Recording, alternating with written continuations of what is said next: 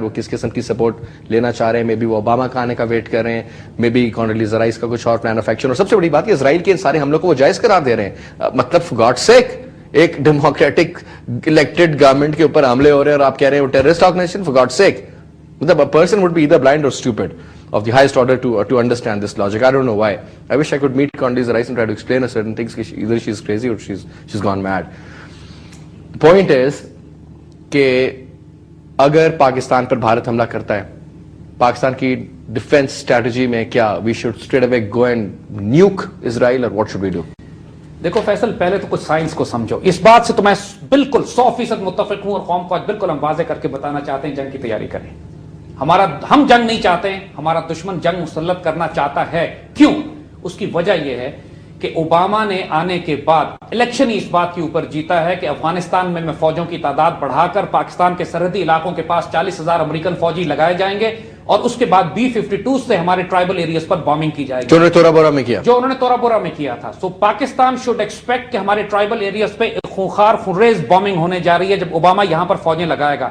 جس لمحے امریکہ اسرائیل کے ساتھ مل کر پاکستان کے ٹرائبل ایریاز پر بامبنگ کرنے کی بات کرے گا, یہ وہ موقع ہوگا جب انڈیا ہماری سرحدوں کو پینیٹریٹ کرنے کی کوشش کرے گا. لائن آف کنٹرول ہو, ورکنگ باؤنڈری ہو یا راجستھان ہو, اس سے فرق نہیں پڑتا. پاکستان آرمی کو اس کا اندازہ ہے, ہم نے ڈپلائمنٹ شروع کر دی ہے. پاکستان ایئر فورس نے ایگریسو پیٹرولنگ کی ہے.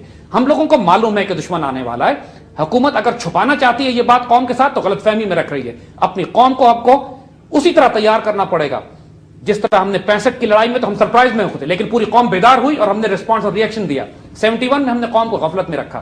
اب ہمیں دشمن کے ایک ایک موو کا معلوم ہے, وہ آنا چاہتا ہے. ہم نے کمزوری دکھائی تو وہ آئے گا, ہم نے سختی سے اس کی آنکھوں میں آنکھیں ڈالی تو وہ نہیں آئے گا.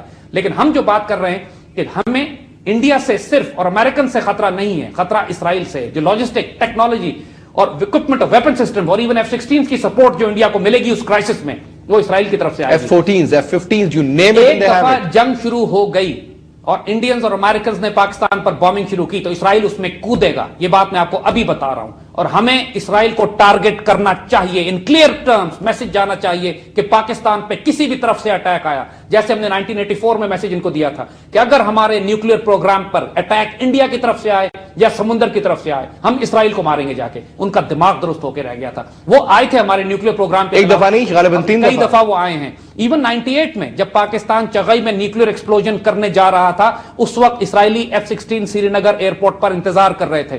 They were waiting کہ ہمیں آرڈر ملے اور ہم پاکستان کو بم بلاسٹ کرنے سے پہلے تباہ کر دیں اپنے ان ویپنز کو. اللہ کا کرم اور احسان ہوا کہ ہماری فضائیہ بھی تیار تھی اور ہمارے سائنٹسٹ نے بھی کام اس طرح کیا. اس تھریٹ کے باوجود ایک پوائنٹ پہ تو یہ خطرہ آ گیا تھا کہ چغئی میں کام کرنے والے سائنسدانوں سے کہا تھا کہ آپ ڈسپرس ہو جائیں, بکھر جائیں, کہ طیارے آنے والے ہیں. یہاں تک سٹیج پہنچ چکی تھی.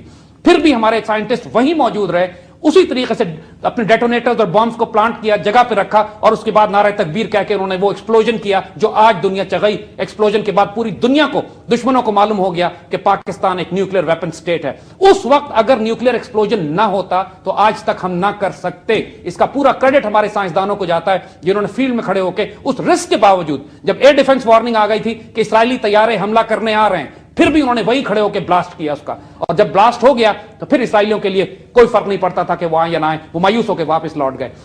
اور یہ بھی بتایا جاتا ہے کہ اس کے بعد دوبارہ جب اٹیک کی بات ہوئی تو یہ سعودی اویکس تھے, انہوں نے ہمیں انفارم کر دیا ایئر فورس واز آل. یہ کئی دفعہ ہو چکا ہے. لہٰذا یہ جو اس وقت فلسطین پر کر رہے ہیں, کوئی مسلمان ملک بغیرتی اور بے شرمی کا ایک عالم ہے, مہن فروختن بچے ارزاں فروختن, انہوں نے وطن کی آبرو, ملک کی امت کی آبرو بیچی اور کیا سستی بیچی. ہاشمی بیچ رہا ہے آبرو دین مصطفیٰ, خاک و خون میں لٹ رہا ہے ترکمان سخت کوش. یہی سب کچھ انہوں نے خلافت عثمانیہ کے وقت کیا تھا. اور یہی وہ حکمران جو اس وقت یہاں پہ مسلط ہیں, وہ ہیں جو خلافت عثمانیہ توڑنے کے بعد انگریزوں نے مسلط کیے تھے ان جگہوں کے اوپر.